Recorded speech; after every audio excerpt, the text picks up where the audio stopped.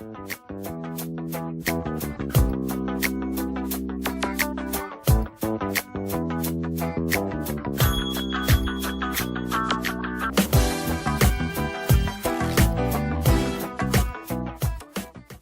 to Rain Fresh Harvest. My name is Barry Adler. I'm growing on approximately a little less than an acre total. This up front here is only maybe a quarter acre total with the greenhouses. I've got about another half acre to 3/4 acres back the other side of the house. I've got some fruit trees. I've got field tomato crops out there, jalapenos, basil. Down here out in the field I've got a few tomatoes, basil, blackberries, a variety of peppers, some cucumbers, and in the greenhouses here I've got mizuna, arugula, cucumbers, spearmint, and I've got a variety of fish aquaponics operations in there too.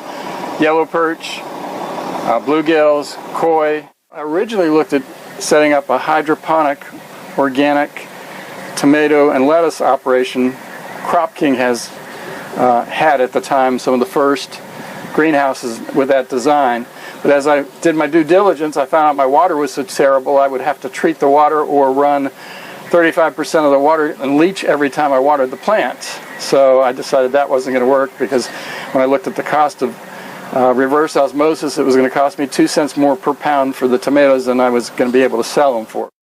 Due to the water issues, I decided I had to design my own greenhouse, and I had been working at Scott's as a researcher for 22 years, and my job was outsourced, so I had some severance money to look into a new business. And at the time I was interested in renewable energy, but back in 2004 there was absolutely no market for it.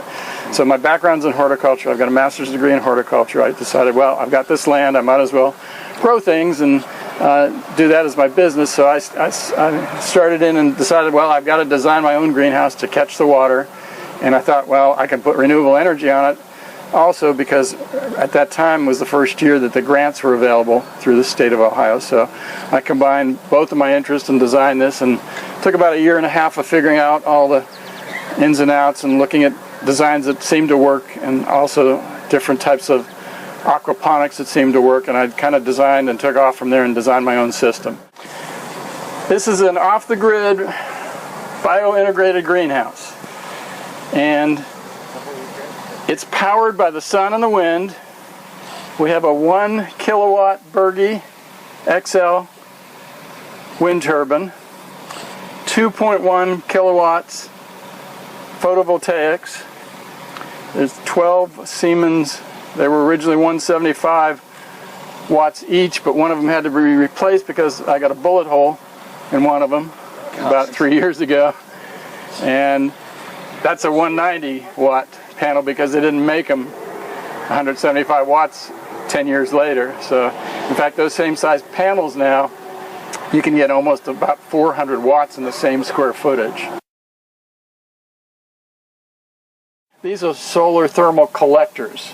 I have a water drain back system. I originally started with a propylene glycol system, but it ended up, because of the way it was designed, it was letting air in the lines and the copper was starting to degrade. So another guy came along who had more experience in this area, and he said, no, get the propylene glycol out of there and just use straight water, and it's worked fine ever since.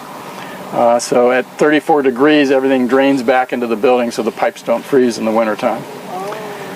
And this is hooked into a heat exchanger, and I'll show you when we get in there, that pumps the hot water, or takes the heat out of the water, puts it in a storage tank, or when that storage tank reaches a certain temperature, then I have PEX tubing and a concrete floor, so the floor itself acts as a thermal storage.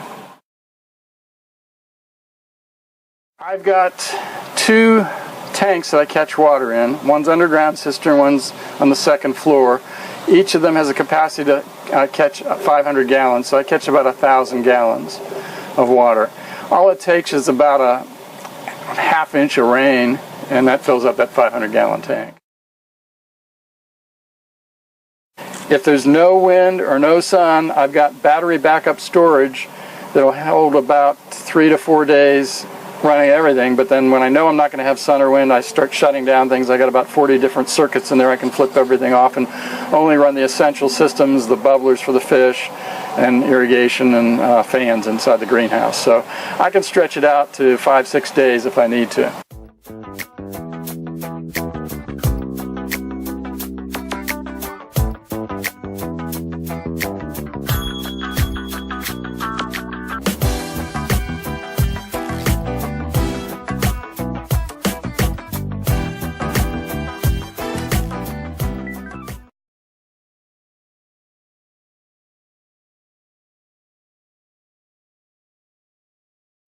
Right, I just thought I'd give you a quick look around the aquaponics setup I have here. We'll start perhaps at the top. There's the solar panel feeding down into the battery boxes down here. The cable you see here is charges the battery overnight. The little solar panel is not sufficient to charge it. The pump that we're using is a cheap, quite a cheap little Chinese pump down here, pumping at 20 litres an hour, which is fine. Okay, so what's in the barrel is very simple. This barrel here contains the fish, or at least will contain the fish as soon as I've managed to cycle the thing.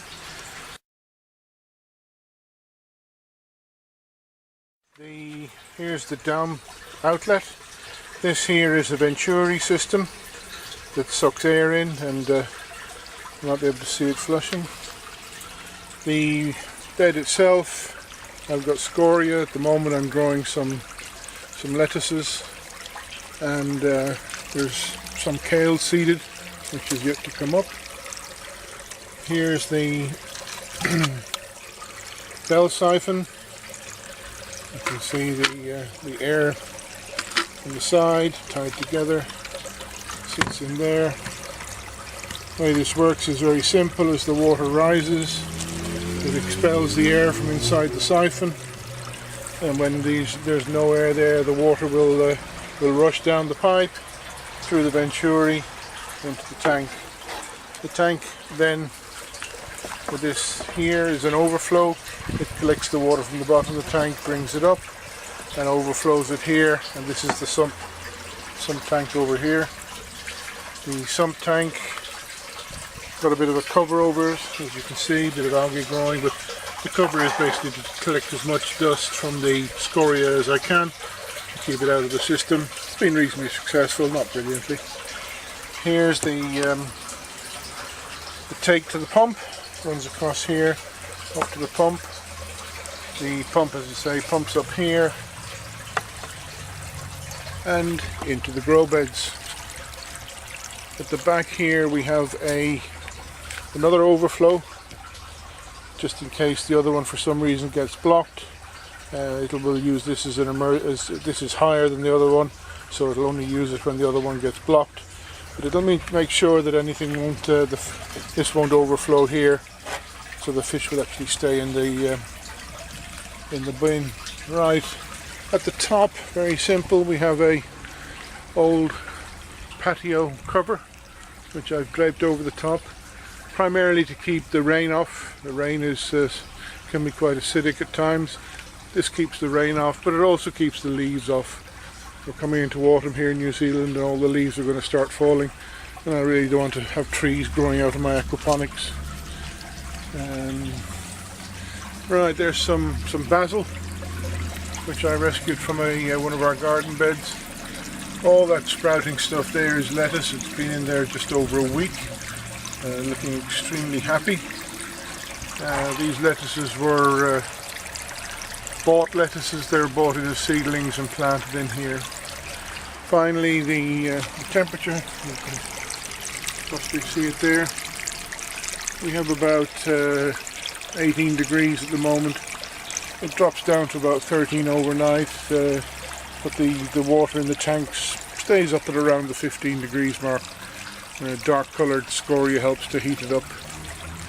This little thing here, because we live in an urban environment and there's somebody sleeps very close to this environment, I switch the pumps off at night to stop the bell siphons draining It's called keeping the neighbours happy.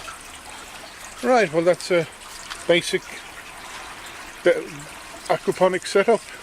Permakai.nz if you want to read more.